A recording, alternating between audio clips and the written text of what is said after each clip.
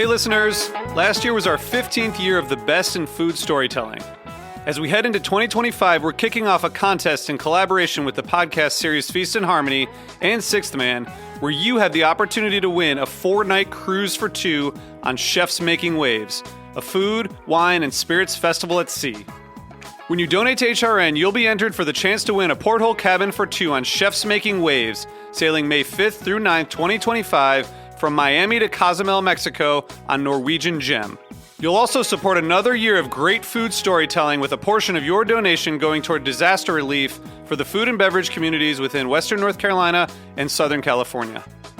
This cruise is a once-in-a-lifetime opportunity for culinary adventurers, featuring top celebrity chefs including Jonathan Waxman, Antonio Lafaso, Robert Irvine, and many, many more. There's a myriad of experiences such as restaurant takeovers, live food and mixology demos, themed parties, and more. To enter your chance to win, please visit heritageradionetwork.org/cruise. Terms and conditions apply. You must be 21 or over to enter. That's heritageradionetwork.org/cruise. You're listening to Heritage Radio Network. HRN is food radio supported by you. Learn more at heritageradionetwork.org. Hi, listeners. I wanted to take a moment to talk about Heritage Radio Network, the organization that produces this podcast. HRN is the only podcast network dedicated to food, beverages, and the culinary world. It's also a nonprofit that educates emerging food storytellers. HRN brings listeners free podcasts on everything from the artistry of baking to the craft of brewing, the complexities of cheesemongering to the challenges of solving climate change. And they need your help. Help HRN thrive by going to heritageradionetwork.org/donate and making a donation to keep food radio free and accessible. This episode is brought to you by Wisconsin Cheese. We've been making cheese in Wisconsin since before we were even a state, which may be one reason why we win so many awards for it. It's what happens when a whole state dreams in cheese. Find your next favorite cheese at wisconsincheese.com.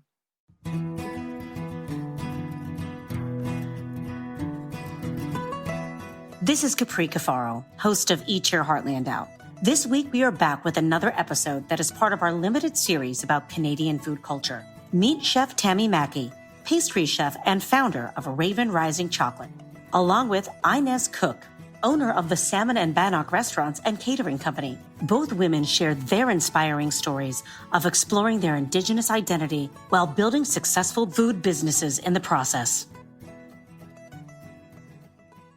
Chef Tammy, thank you for joining Eat Your Heartland Out on this, one of our special episodes focused on Canadian foodways. Oh, thank you so much for having me. Well, you have such an interesting and inspiring story, and a long career in kitchens, and then having your own businesses.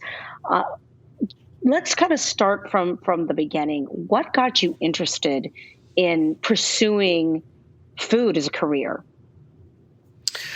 Well, when I was quite young, I was in the kitchen with my mother, and that's like some of my fondest memories, family and food and being able to create and obviously the creative control in a kitchen is just, it's just so awesome. And then it's like instant gratification as a human being when you see other people eating what you've made and they're enjoying it, and it's part of this so much bigger picture. So it's always been something that I really, really enjoy, and it's where I find my happy place. I know from a conversation that we had previously off air that you were saying when you were growing up, becoming a chef or entering sort of the food industry wasn't necessarily, a career path that was maybe known about or thought about at the time. So how did you, translate that passion for food, that creativity into something that you saw as a potential career? So I was quite young when I went to work for a friend of mine's father who owned a restaurant, and really caught the bug then. And I had time management skills in the kitchen that I didn't even know I possessed until I got in there. In the town that I was, you never really heard of chefs. You saw maybe the Galloping Gourmet on TV or something. Oh, yes. Way back then. I'm really dating myself. And, it, even then that draw was there for me. But, I wouldn't have been able to carve out a career path, I don't think, at that time. And it wasn't really an acceptable career to just be a cook. My mom wanted a little more for me. So, I understood that. And I guess I was okay with it, because when you're young, there's not everything set in stone for you, right? That's right. And you managed to forge your own path. I mean, so you didn't, if I recall correctly, you didn't go directly into becoming a chef. You had another career previously and then made the switch. How did you pull that off? Because if I remember right, your first career, your previous career was very different than being in the kitchen. It was. Well, I grew up in this phenomenal family that was entrepreneurial. My father was a master electrician, along with two of my brothers. My third brother is also a master electrician, but he owned an electrical contracting company. So I grew up in that business, and he had a tool pouch specially made for me, because at the time I think I was 11 or 12 when I received it as a Christmas present. But I was out on the job sites with him as young as I can remember, and absolutely loved that. The smell of wood when the drills were being used on it, and that crisp, clean, very early morning air, and so it was always there for me. It wasn't necessarily what I wanted to do, because of course, as a young person, you kind of rage against the machine every now and then. So, I went and tried a bunch of other stuff, but I always came back to electrical. The trades are a phenomenal thing for young people, and they also don't leave you hundreds of $1,000s in debt. You can kind of earn as you learn. So I was quite lucky that I had that trades foundation to draw on, but it also wasn't my passion.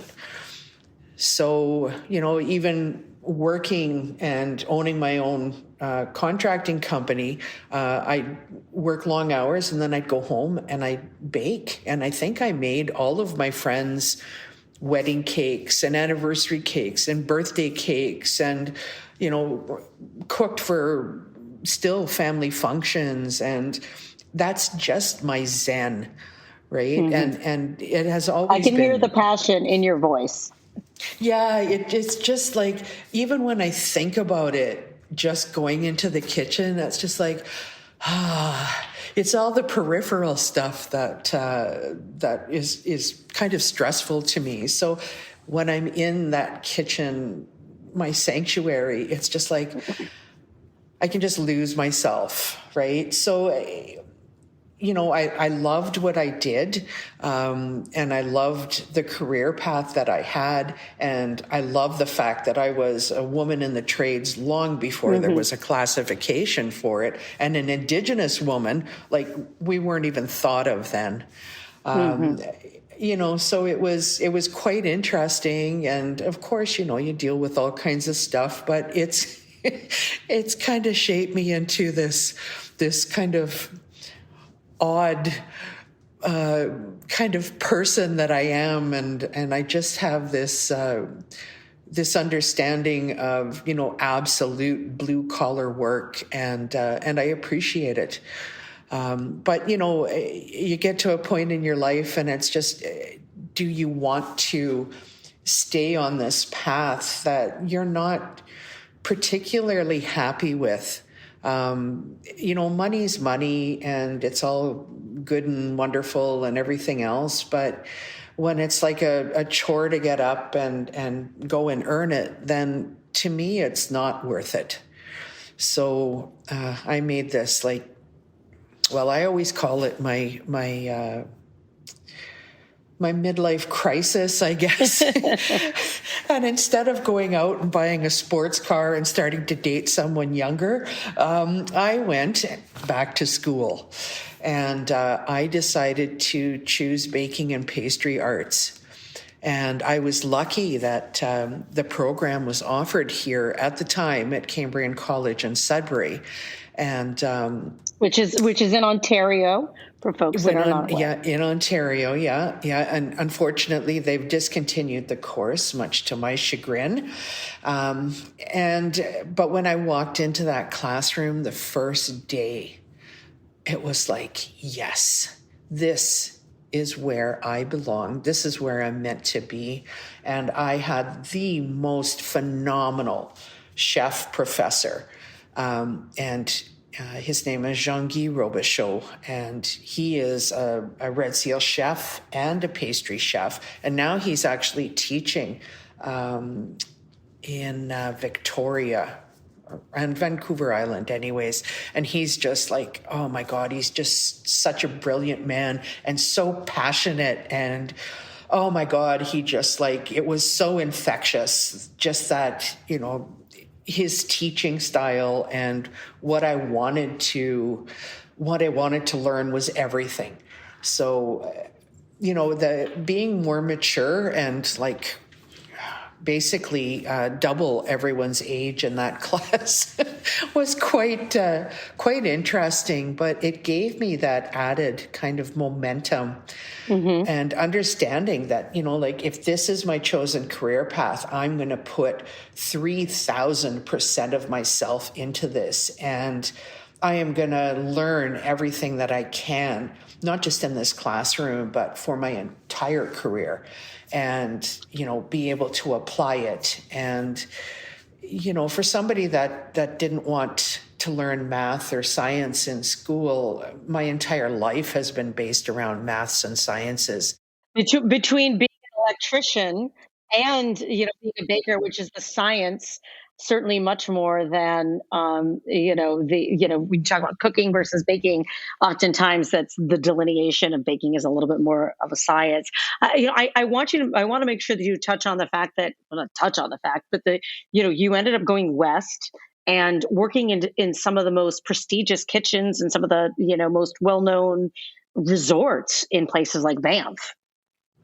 Yeah, I got very lucky, and my chef at school mentioned that there was a job opportunity in Banff, but I would have to leave a couple of weeks after graduation. But would I be interested in interviewing for it? And I said, sure.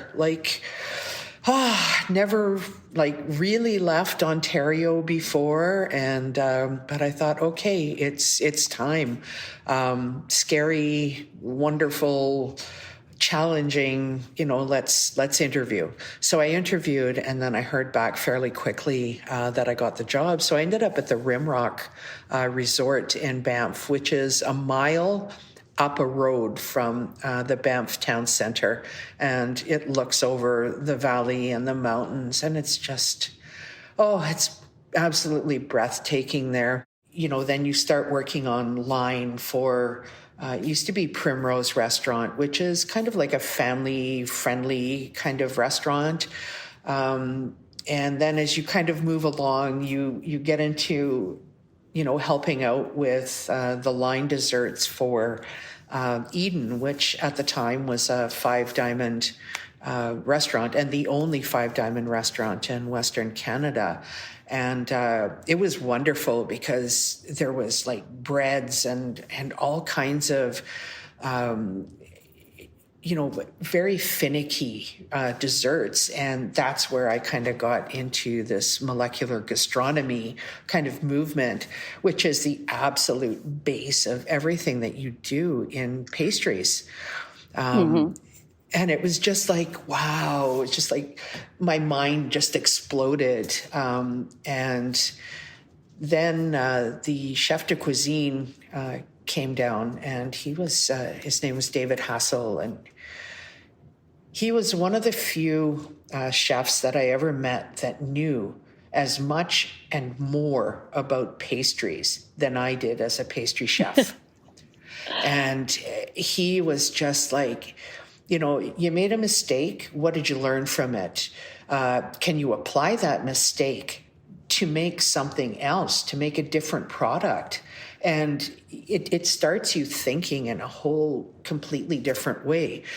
And the fact that if you're working for Eden, you get all of these kind of ingredients that you wouldn't normally be able to access in a pastry kitchen environment. So, and then you're around all these other people that are super, super talented, and it was just, oh my God, it was probably like the best thing ever. Just climbing that ladder. And when I got to work up in Eden, finally, as a pastry chef, it was just like the pinnacle of everything that I had worked for at Rimrock. And I had gone, and I had to come back from Banff and write my exam in Ontario. And then I came back to Banff and found out that I had achieved my interprovincial red seal. So I was looking for a promotion, and I didn't get the promotion that I wanted. So I started thinking, well, okay, then it's probably time for me to move on. And then I did. I know, and you ended up starting your own business, doing consulting and utilizing your skills in a different way, and then ultimately shifted your focus onto chocolate, which is what I want to talk about. But I think more importantly, it from the conversations that we had off air, it sounded like, and this is what I really want you to talk to our listeners about, that in this journey of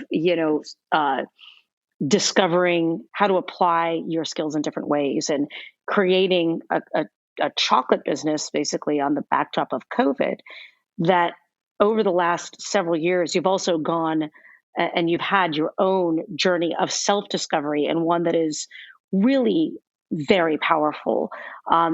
So tell me how those two things have kind of interfaced, and what that has meant to you as you continue your growth, both as a person and as a professional in the food world.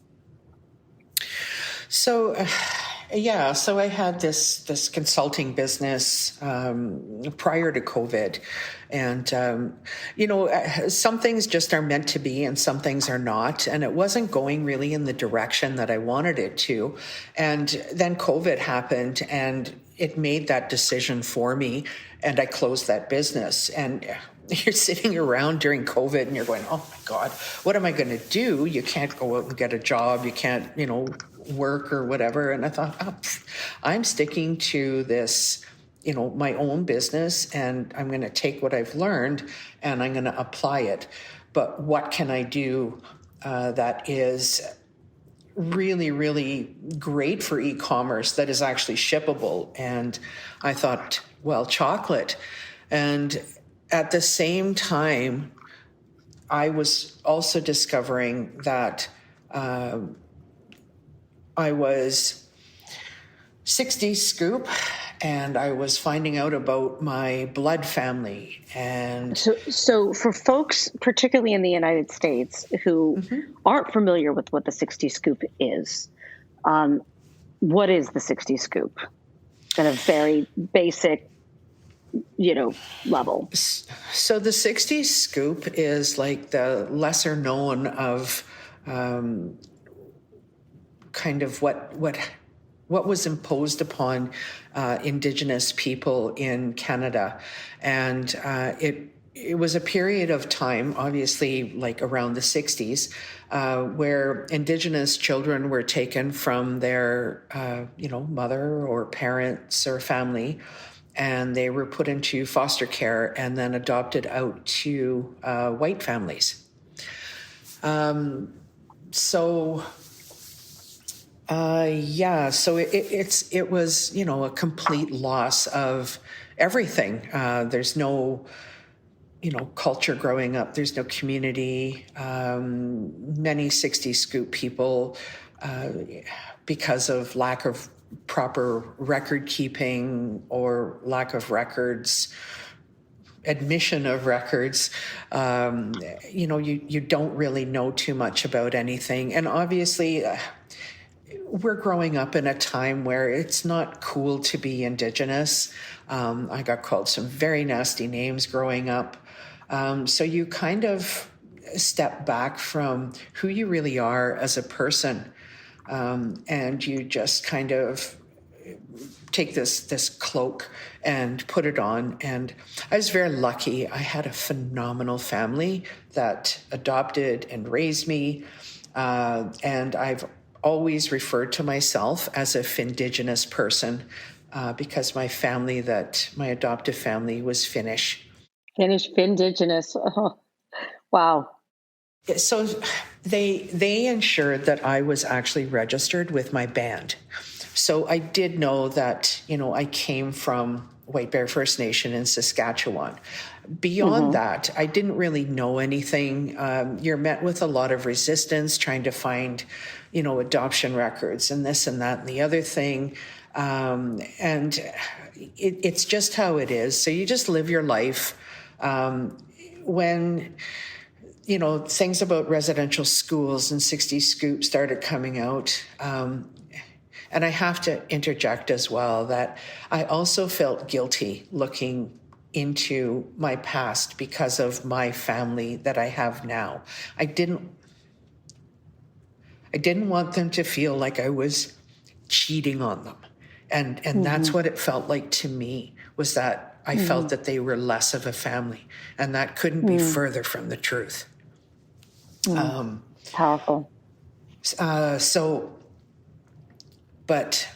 So during this COVID, it allowed for a lot of introspection, for a lot of research. And I thought, what better way to really, really integrate who I am and who I'm finding out I am, to run it alongside and make it a part of my business and invite my consumers to come on this journey with me. But I also didn't want to kind of box myself in. I'm not one for boxes. Nothing wrong with that. Yeah. I always say I don't even think outside the box. I never even consider that there is a box. So my thought processes are everywhere. But I wanted to pay homage to my family and to my Indigenous side at the same time. So I thought I wanted to really tackle global Indigenous, not just Indigenous where I'm from or Canadian Indigenous. I wanted to bring awareness to Indigenous peoples everywhere. And every single continent in this world has an Indigenous population aside from Antarctica. And it's just been phenomenal exploring them and sourcing ingredients, and finding out stories and meeting people at conferences from different Indigenous backgrounds and different areas in the world. It's just been so wild these past, oh my God, I'm going on 5 years now. And there's just like, I've barely scratched the surface of what I'd like to delve into. Well, I can tell you have so much passion for what you do. And the fact that, you were able to establish Raven Rising, your chocolate business, on this backdrop, as I think you mentioned, came along with this Indigenous awakening of your own, after learning, your background. I want to just briefly ask, because, chocolate is something that is global and, is grown in many places, as you mentioned. I mean, there's every place, but Antarctica has an indigenous population. I know you don't do bean to bar, but how do you identify and source the ingredients that you use in the chocolate that you create? So, of course, a lot of the ingredients that I utilize are Indigenous ingredients from across Turtle Island. I can walk out my front door here on White Bear and look down during the summer and around, and there's like 30 different ingredients I can pull just from my yard. Yeah. And I don't think that people are really kind of aware of how much was utilized, with our ancestors. I didn't realize. I am like a poor excuse for an Indigenous person and my knowledge and education. But you have to learn and read and research, and that's part and parcel of running any business. When I try and source out of Canada, it is actually, I'm going to say, it is just as difficult to source Indigenous ingredients from Indigenous business and people in Canada as it is anywhere in the world. And that why question comes up.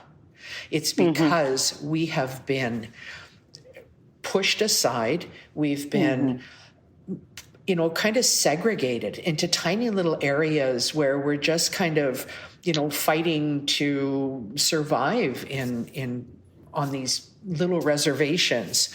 And there's no bridge in between. We're trying to build bridges. But, it's very, very difficult. It's even more difficult nowadays because now, whereas we used to be the not very cool kids on the block, now we're the super cool kids on the block. And there's so many people that are pretending to be Indigenous and Métis that are not. So in order to do business, there is so much research and so many questions that have to be asked. And sometimes I can't get answers. Sometimes I'm lucky and I have a friend that happens to live in that country and I can ask them questions. So you do the best that you possibly can. And if I cannot say that it's from an Indigenous business or person, I won't. But it's still an indigenous ingredient. It's still what we've used. It's still what a first people on a different continent have used. So I make that discernation when I am, creating notes or talking to people about the ingredient.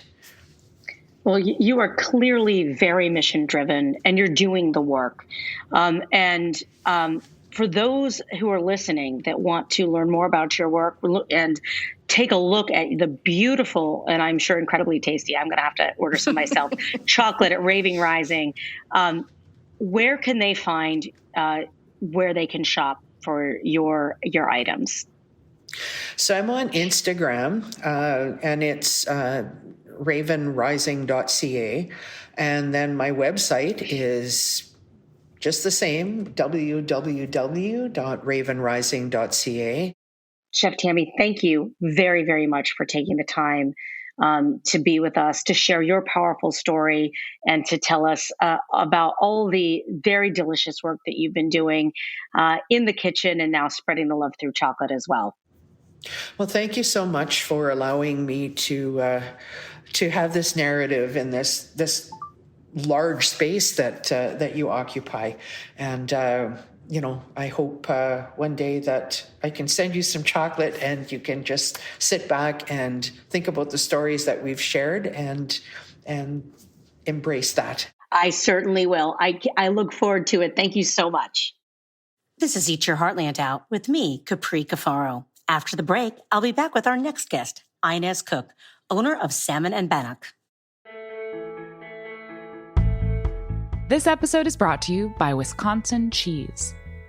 There's a reason when you think of Wisconsin, you think cheese.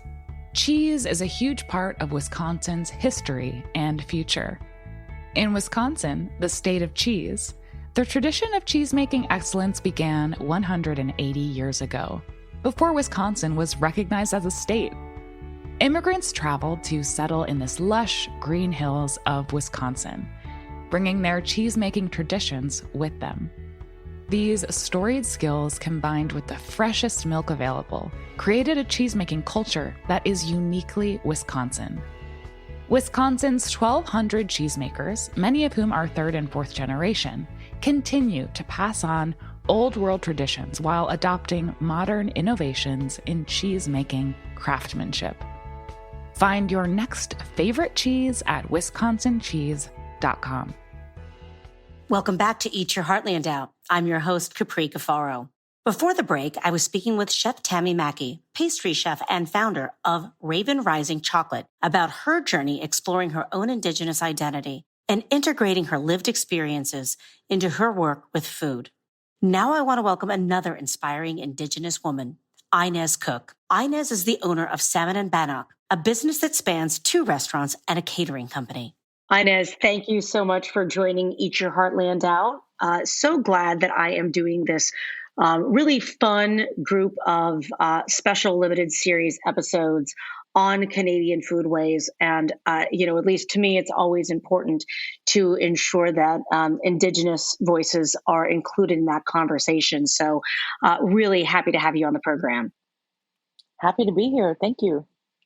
Well, Salmon and Bannock is your restaurant, and it does it's catering as well. Out in Vancouver, you have a couple different locations. What inspired you to go into the restaurant business? Well, I was in the airline industry, and in the airline industry, I lived and traveled all over the world. And one thing that I noticed when I travel, I like to have food from the land. I like to eat with the locals. I think it's really important. And I realized that the Olympics were coming to Vancouver, and we no longer had an Indigenous restaurant here. There had been one years ago, but there hadn't been one for several years. And I thought it was really missing, and it needed to be here. So that's kind of what started. And how long ago was that? Was it 2008 was the Vancouver Olympics? 2010. 2010. I was close, but yeah. but not no cigar. No. So when did you actually start Salmon and Bannock then? February 15th, 2010. Wow. That is so. And how did you actually get the start? I mean, how did you say, okay, we're going to find this location, we're going to bring Flavors of the Land to the community in Vancouver? What did that actual, rollout look like to you? Because I'm sure it's, talking about a restaurant, thinking about having one. I know it's a lot of people's dreams, but it's one thing to think about it. It's a whole other thing to make it a reality. I don't need to tell you. Well, I did everything wrong, first of all. And I often mentor people and tell them not to do what I did when I first started. And I was very green because I was in the airline industry. I wasn't in the restaurant industry. So I had this idea. I'd seen an Indigenous restaurant in Kelowna, and that was my light bulb moment, saying there's one in Kelowna, there's an Indigenous restaurant in Kelowna, we don't have one in Vancouver, the Olympics are coming. But I was going through a divorce and I had no money, and it just, I talked to one of my dear friends and I said, we should have an Indigenous restaurant in Vancouver. And he's like, I'll work day and night, let's make it happen. And I said, it's a great idea, but it's wrong timing. I'm going through my divorce. I don't have any money. And then literally, I think it was 3 weeks later, this lady that we knew phoned me and she's like, my daughter has a restaurant. She can't run it anymore. City Hall, everything shut down because of the Olympics. And if you know anybody that can sublet the space for me, let me know, because I'm just stressed out. And I felt like I was kicked in the stomach, and I'm like, I have an idea. And like literally we opened probably like a month and a half later. And, I went to the local community. I hired a mother-daughter team to start in the kitchen. I started really small with 5 items on the menu. We went to auction. We bought a few things for the restaurant. I went to a local community to get some art to put up on the walls. And I did everything on credit card. My friend and I, we did everything on our credit cards. And we opened the doors. And then there was no customers because nobody was allowed to stop on Broadway during the Olympics. Oh, wow. Yeah. Stressful. I can imagine. So is it still in the same place it is, now? Like, Yes. are you in the same place? Still in the same place, yes. So basically 15 years later and you're still kicking. So you're obviously doing something right. How do you design your menus and source your ingredients? Well, everything has to be commercially provided, which of course, we understand that. However, I would really like to work towards a little bit more food sovereignty and get some commercially approved kitchens and communities to be able to get some additional Indigenous ingredients on our plates would be amazing. Sure. As long as it's sustainable and community comes first. I mean, I'm not interested in overfishing. I'm not interested in any of those things, but I am interested in being able to share some of our traditional foods that are not available in the commercial market. And eventually, I hope that could happen one day. Well, and I mean, I think for some folks might not be familiar. I know at least in many communities across the United States are not familiar with bannock. What is, for those who aren't familiar, what is that, and what is the significance of that in an Indigenous plate? So bannock is our bread. It's our traditional bread, and it has a whole bunch of different meanings politically as well. And they're all right. There's no wrong answers when it comes to that. There was rations. There was, an ugly history. There is. That's true. But another side of it is that all Indigenous people in the world have made some sort of bread, and Indigenous people are no different. And so they made some sort of bread. But in Canada alone, we have over 70 Indigenous languages. And so when the Scots came and called it bannock, I think they just adopted the name and it became the traditional name for bannock. And then it just kind of flew, and all the Indigenous people call it bannock. So, that's to my understanding as well, which is also right. That's also true. Right. So I put salmon and bannock. I put bannock in my name so Indigenous people know that this is your place, And so it's recognizable. And what about salmon? I mean, why salmon? I mean, at least for me, I mean, my mind goes to the fact that the Pacific Northwest is so indelibly linked to, really robust, salmon there in the water. Yeah. Well, one thing was because non-Indigenous people would be like, what was the name of that restaurant? It was salmon and something. And the other people would be like, it's something in bannock. So that's why I came up with it. And I put the N in the apostrophe so it didn't sound pretentious. I didn't want salmon and bannock. Like, I didn't want it to be really uptight. I just wanted it to roll off your tongue, and salmon and bannock. And it's a bistro and everybody's welcome. I love that. So, I know you were saying a little bit earlier that you wish that you really want to get Indigenous ingredients out to larger community, and sometimes that's difficult. But are there specific times on your menu where you find that you are able to introduce ingredients from the land that maybe, the average person would not necessarily be accustomed to outside of your restaurant. Well, yes and no.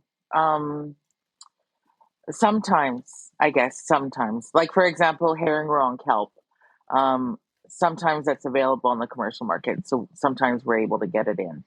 And one time, years ago, we did get caribou. And Oh, wow. it's also supply and demand. And Sure. apparently, caribou has like a cyclical illness, which is part of the time they're not edible for human consumption. And so it's very, very, very challenging to get them commercially supplied when they're dealing with that on top of everything. So we only got it once, and it was so expensive. And I was like, oh my Yeah. God. And so we just told everyone we did it as an appetizer, just like a little taster thing, and we made it super bougie. And I said, "This is the most expensive appetizer we've ever had." And I was like right in everyone's face about it, super honest. And we don't know if we're ever going to get it again, and we haven't been able to get it again.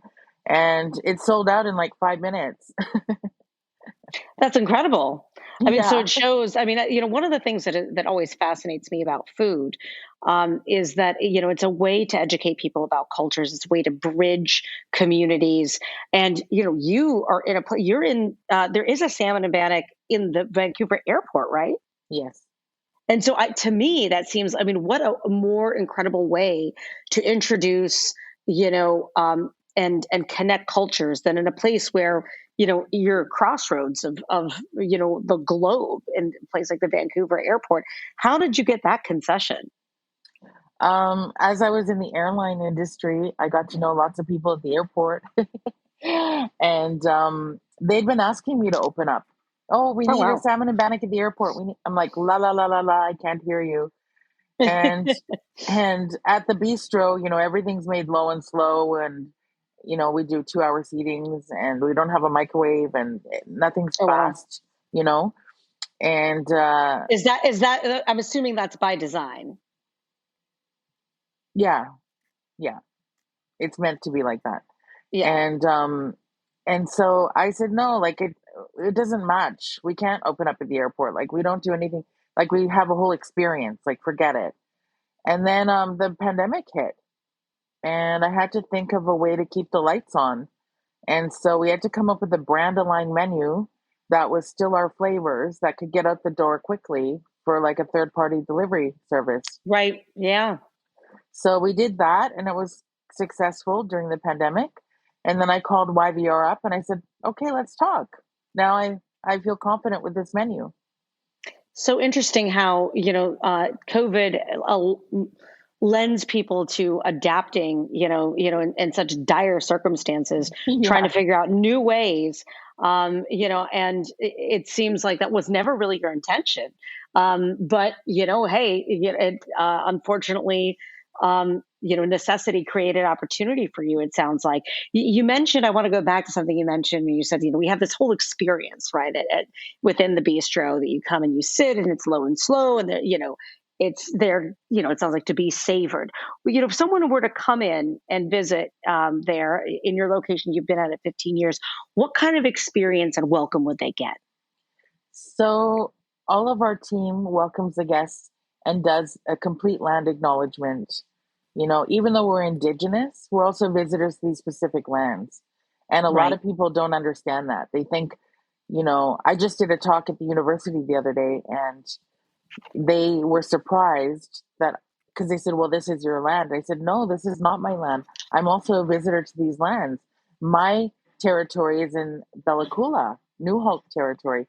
That's not in Vancouver. That's Hmm. nowhere near Vancouver. Indigenous isn't just one thing. And then I told them that we have over 600 nations in Canada, Indigenous nations. And we have to be respectful and honor all the different nations and understand that. And so we welcome the guests, with a little land acknowledgement. And then, like all of our wines are from Indigenous purveyors, as well as we have an Indigenous local beer company, and we have our coffee and tea all come from Indigenous purveyors. And so we usually chat about that. We don't support any of the big name brand soda companies. They don't need our money. They cause diabetes for enough people. Thank you very much. And so we make all of our sodas in-house with our ingredients. And so we usually talk about things like that and things that are available on the menu and maybe features and what have you. And then we have a little fun facts on the table that share some fun facts about Indigenous people and some important dates. And so they get a little background as well, because a lot of people really have no idea. And some people come in, they don't even realize we're Indigenous until they get in there, because they just wanted good salmon when they were in Vancouver, and they just Google salmon and we pop up and then they come in. So we, a lot of times that happens as well. And they end up leaving with another additional experience. And, the walls are adorned with beautiful art, and most of it's for sale. And we have a little gift shop as well. And I made a beautiful playlist of all Indigenous music, all different kinds, modern and traditional, and you name it, everything is on there. And so it's a whole vibe. I mean, it sounds like it's a whole vibe. I mean, you really have taken the time, to make it this interactive and immersive experience for folks, a learning opportunity while also, enjoying, an incredible meal, which again, I can't think of anything better, because I see food as this, a singularly unique teaching tool, which it sounds like you feel the same way, and 100%. it sounds like your work is so mission driven. I'm interested. So you have painted this really great backdrop of this immersive experience in the bistro.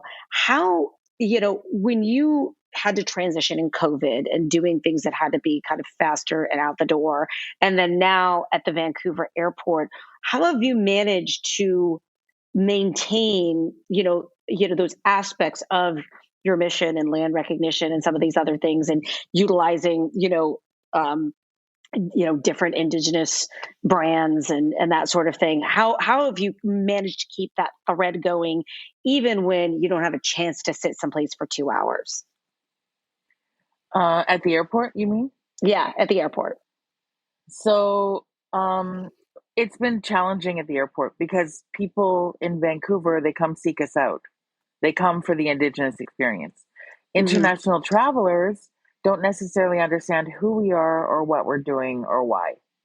And so I've been having a lot of challenges with that. And I'm in a lot of debt because of that. And I caught myself saying out loud, did I make an expensive mistake?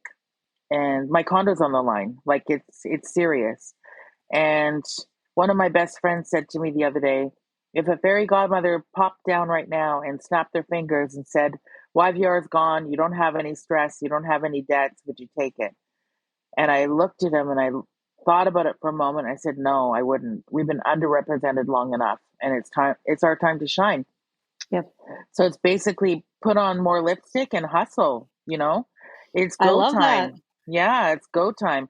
So recently I got my soup, one of my soups, in the Air Canada Maple Leaf Lounges. No way. What soup? What do you got? That's fantastic. Three Sisters soup, which is corn, squash, and beans.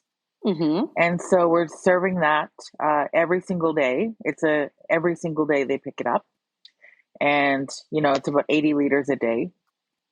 So that's incredible. And I'm just in the process of launching my retail line of food. Mm-hmm. And wow.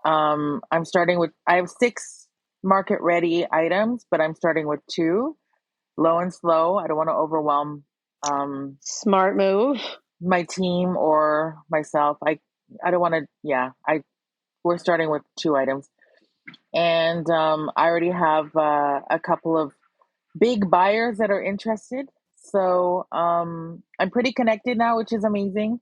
I've had to prove myself, because I wasn't in the restaurant industry, and I had to prove myself, and I've proven myself over these, past I was going to 15 say, years. you are now. I mean, 15 years, you're definitely in the industry now. That's for I am. sure. Yeah. And so now and then our catering department has really grown a lot, and we do it from both locations as well. And I just bought an espresso machine for the airport. Before I was dead set against it. I'm like, we are not competing with a million cafes in the city. That's not who we Hmm. are. We're showcasing Indigenous food, period. Right. But at the airport, all the international travelers want to get a latte or a cappuccino or an espresso, and um, and a lot of times, many of us aren't supporting some of the big names either anymore, and Yeah. they happen to be our neighbor. So Oh, I'm getting the machine now. well, they don't lose out on an opportunity. That's for sure. Yeah. Now, am I correct to say that you also, so you have the bistro, you have the airport location, you are you've got soup in the Air Canada lounges, you are doing retail items, but I think you also have catering too, right? Yeah, we cater from both locations. And I'm also an author. I wrote children's books about my life story. Oh, that's incredible. Yeah, one is called The 60 Scoop and one is called Reconnecting After the 60 Scoop. And they're both available on Mm. Amazon or at my Thank you bistro. for sharing that. Thank you Yeah. for sharing that. I am interested because I've actually I spoke to someone else actually who is part of the 60 Scoop, and who went on this kind of food journey at the same time they were going through the journey of identifying, recognizing their true identity, and realizing they're part of the 60 Scoop. Did you find it all that process of you know recognizing, and I don't know your context here, but being part of the 60 Scoop, has that informed your mission, I guess, to be loud with your megaphone when it comes to Indigenous and First Nations identity and flavors? Yes. So growing up, I wasn't proud to be Indigenous, and I grew up in a white family, and I didn't see any role models. I didn't see anybody that I recognized that I felt like I belonged to. And now that I've reconnected to my community and everything, and I've received my traditional name, which is Snitsmana, and I have the beginning of my regalia, and now I'm like a born again native, and I'm super annoying, and I'm right in everyone's face, and I'm so loud and proud. Nothing wrong with that. I mean, you're reclaiming your identity, and no different than land acknowledgement is, very much about trying to, in some small way, reclaim. And I think what you had said earlier about the fact that the Indigenous community is not homogeneous. That Exactly. and I think folks from the outside looking in, and I think this goes for both sides of the border, so to speak, in North America, at least, and that's all I can really speak to, is, and of course, acknowledging the fact that that border is a colonial construct. So that aside, right? Yeah. But, the fact of the matter is that, there's just like native is just like this blob, right? And it's not. And I think that part of what you're doing to let folks know and have that experience, to have folks understand that not only are they accessing Indigenous cultures, but they're getting that nuance, and recognizing that there isn't just one group, but hundreds, if not more, groups, Exactly. Yeah. across North America. And you're doing it in such an exciting and important way. So I just want to go back for a second about the catering stuff. How is the catering fit into your mission? That sounds so fueled by your reclamation of this Indigenous identity. Um, catering, well, catering helps pay the bills for sure. Because when we started doing it out of our little bistro, we have 9 tables, 30 people maximum capacity. And meanwhile, we could cater for 100 people a luncheon out of that little kitchen. And so that already helps immensely. And now what we're doing for our catering is any lunch caterings in Vancouver proper are done out of our Broadway location. And all the other catering, 100%, is done out of the airport location kitchen. And so, there's special times of the year. September 30th is a National Day for Truth and Reconciliation, and Orange Shirt Day. Orange Shirt Day, yeah. Yeah, and June 21st is Indigenous Peoples Day. And so then all of the businesses start, looking at bringing in Indigenous catering, especially for those months. But, I'm trying to push reconciliation, and we're not just to be thought about 2 days of the year, but I love that. Yeah. You could actually hire us throughout the year. That's great. That's great. I like reconciliation and doing it one plate at a time while also paying the bills. Exactly. Which is a great thing. Now, you are doing so many things.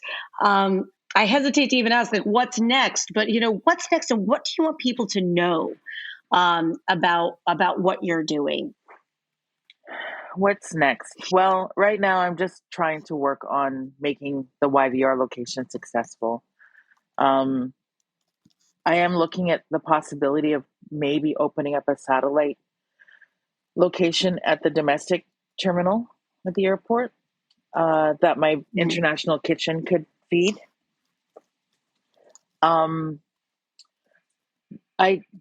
I'm in so much debt already. The thought of going into more debt is really, really frightening.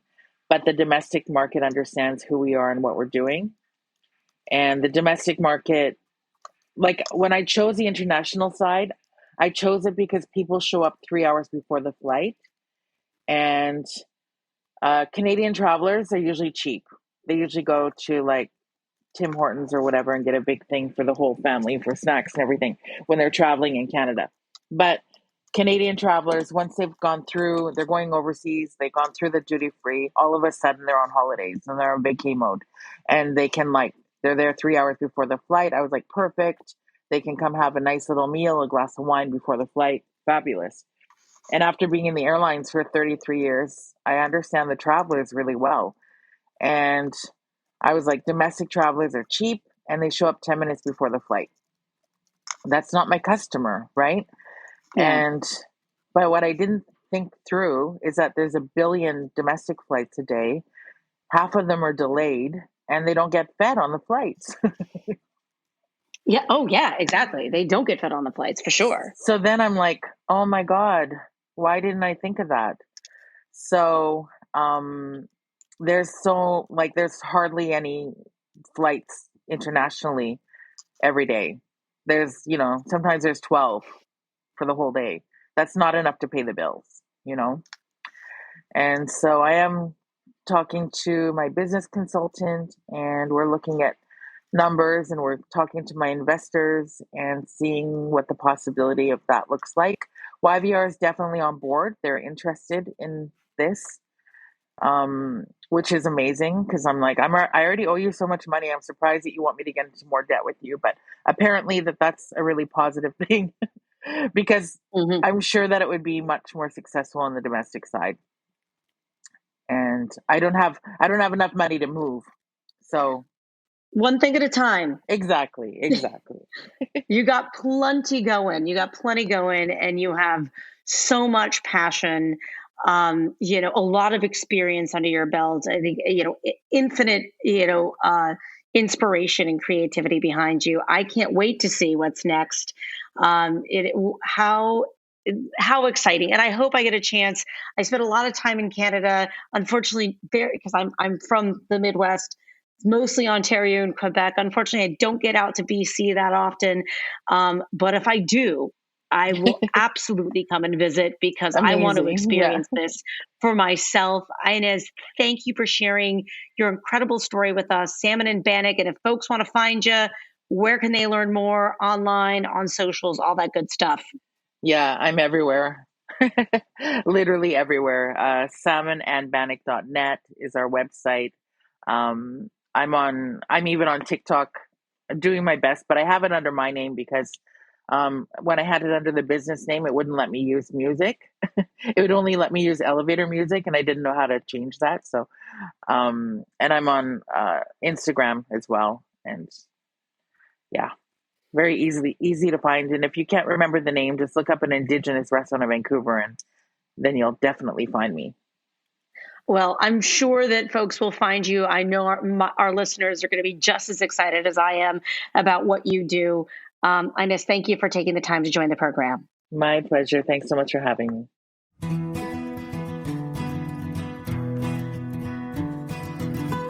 You've been listening to Eat Your Heartland Out. This episode was produced by me, Capri Cafaro. Our audio engineers are Liam Warner and Armin Spengen. Theme music by Jason Shaw. You can learn more about the show by visiting heritageradionetwork.org/Eat Your Heartland Out. Eat Your Heartland Out is powered by Simplecast. Thanks for listening to Heritage Radio Network, food radio supported by you. Keep in touch at heritageradionetwork.org/subscribe.